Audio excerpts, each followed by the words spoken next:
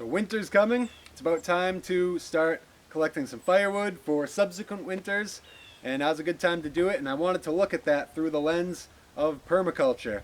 Now this will be more of a video. We'll talk about why we're taking this particular set of trees down and some of the additional yields that we can get out of it other than just firewood.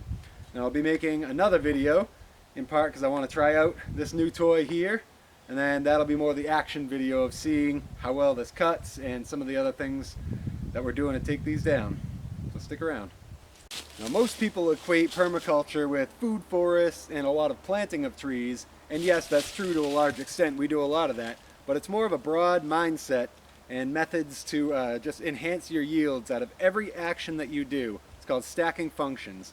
So instead of just cutting these down, getting firewood, and that's it, how else can we utilize these trees to maximize our yields? So let's talk through a few reasons why we're selecting this clump.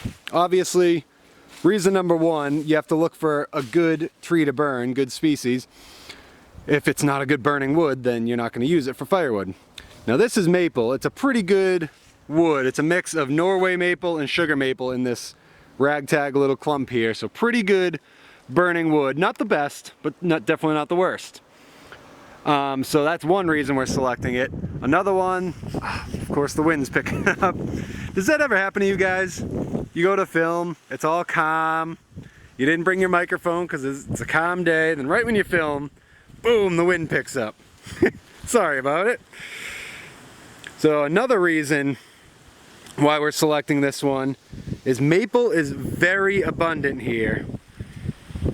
If we were to look around, there's a ton of maple in all of these little forested sections and hedgerows, windbreaks.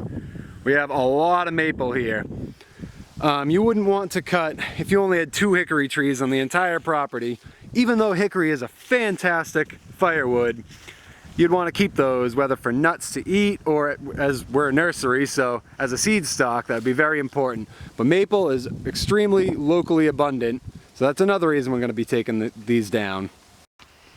So a third reason we're choosing these trees, and one of our other yields from taking these trees down, are these hazelnut shrubs right here that are really coming into their own, starting to produce a lot of nuts. But maple casts a very dense shade, and those are very tall, facing east where the sun comes up, and for the first 5-6 hours of the day until midday, they're almost in dense shade. Now they get enough sun in this little gap before we get to the big maple here to fruit, but there's all sorts of pawpaws, more hazels and persimmons under here. So by taking these redundant maples down that we already have a ton of, that opens up hours of sunlight. It'll be a nice little canopy release to get these some full sun and get them to set a lot more nuts. So that's another yield out of it. Other than firewood, it's we get rid of the way it's interfering with other land uses. In keeping with that, once these are gone, we can plant another big keystone tree here for the future, probably a chestnut to replace this, as well as we already have more hazels under here, and we can expand those. So it increases our species diversity. Rather than just having more maples, we can put chestnut, hazelnuts, whatever we want there, and get rid of that redundancy from this. Now more yields that we'll get from this, we have a lot of these long, straight, willowy branches, which we have a wood chipper.